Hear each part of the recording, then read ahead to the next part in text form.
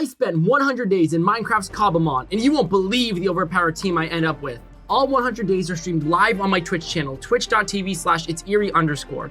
I stream often and I love playing Cobblemon with the community. This project did take a lot of time, so I'd really appreciate if you liked and subscribed. It really helps me out, and all you have to do is click. The challenges are as follows: beat the game, craft a Master Ball, catch 3 starter Pokemon, fill an entire PC box with unique Pokemon, get a full team of level 50s, and catch one insanely rare 1 in 8,192 shiny Pokemon.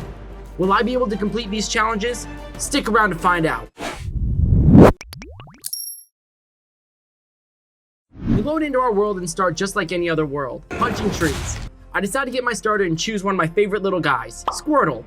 The first Pokemon I wanted to pick up was a Joltik.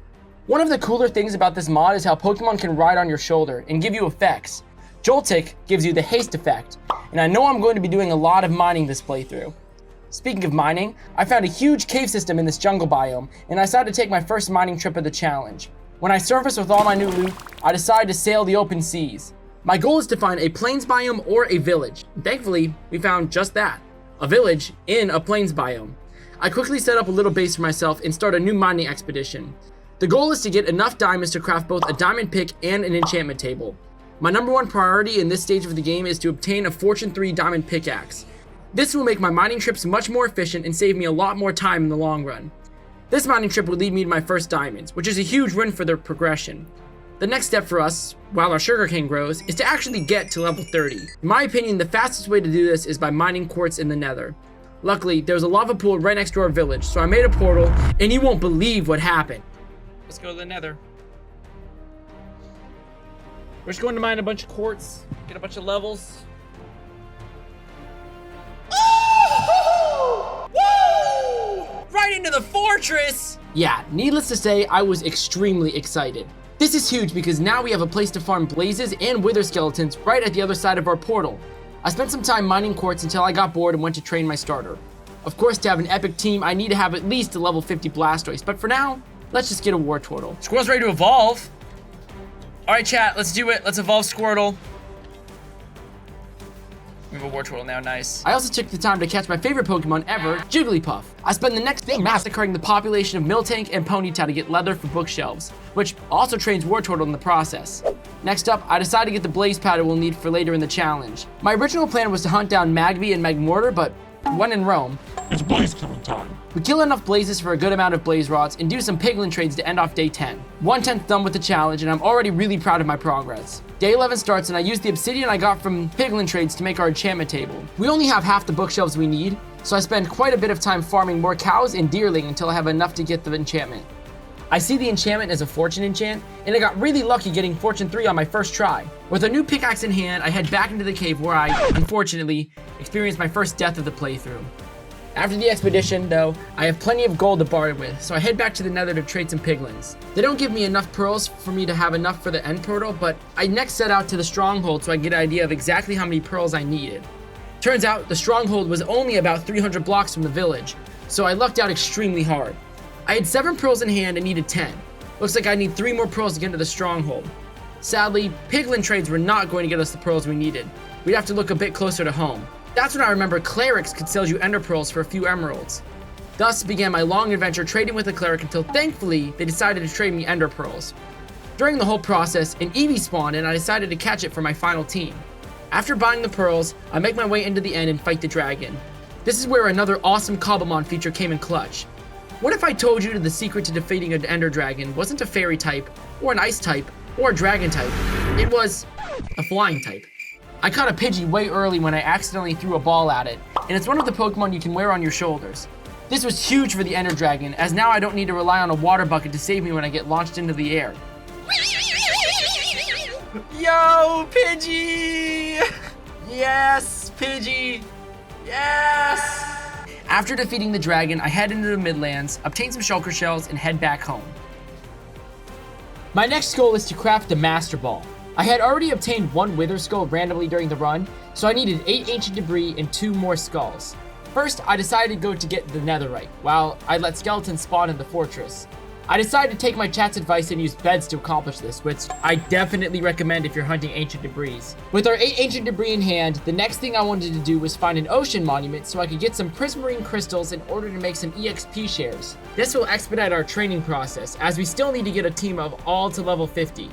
Luckily, I found an ocean monument about 1,000 blocks from our home and started killing guardians until I had 10, enough for 5 EXP shares. Next, I went out catching a few new members for the team. Namely, an Oddish, which I would evolve into Blossom, a Ghastly, an Abra, and a Scyther. I would end up evolving the Scyther into a Scizor to round out my insanely overpowered team. Next, I evolved Abra into Kadabra, into Alakazam, and Ghastly all the way to Haunter into Gengar. Now, I had my concrete overpowered team. All I've got left to do is train them to level 50, get a Master Ball, a Shiny, fill a PC box, and catch 3 more starter Pokemon. So, yeah, a lot for it only being day 40. Speaking of day 40, it might be my luckiest day yet. City over by our portal.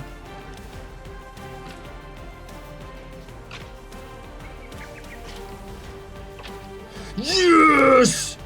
We just need one more. Oh! Oh, we use the Master Ball! Chat! We can go get a Master Ball now! Let's go! After getting the skulls, I easily took down the Wither using this cheap strategy. And I have no shame. And I craft the Master Ball. I think I'll be saving it for something special and sparkly though. Speaking of something sparkly, remember what I said about day 40 being lucky? Oh my god! Guys! The shiny!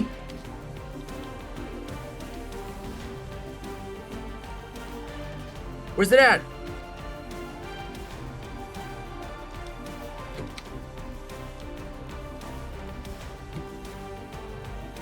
Look at it!